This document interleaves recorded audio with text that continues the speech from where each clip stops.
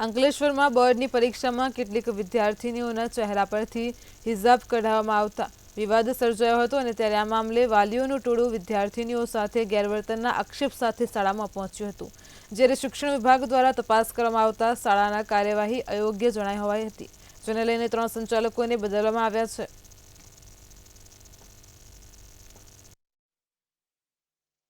जितनी भी हिजाबी गर्ल्स थी जिन्होंने माथे के ऊपर ओढ़नी ओढ़ी हुई थी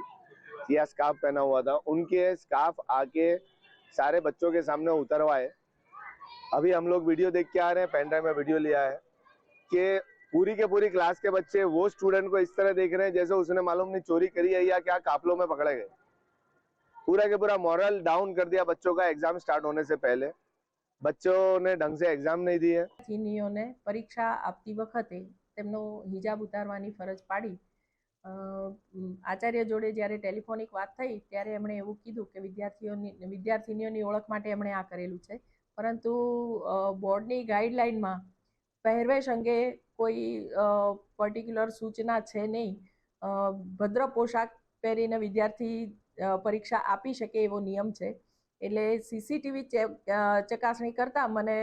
ફરિયાદમાં તથ્ય જણાતા મેં શાળાના પરીક્ષાના સ્થળ સંચાલકને બદલવાની કાર્યવાહી શરૂ કરી દીધી। ગઈકાલના મેથ્સના પેપરમાં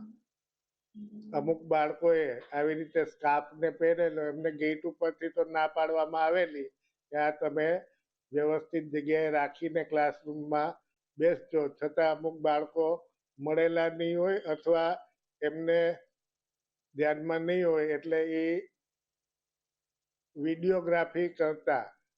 એટલે જોતા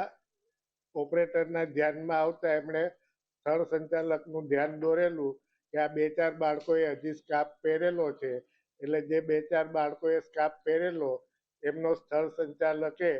જઈ અને સ્કાર્ફ પોતાની ઓફિસમાં રાખેલા અને જ્યારે સ્કૂલ છૂટી ત્યારે એમને તે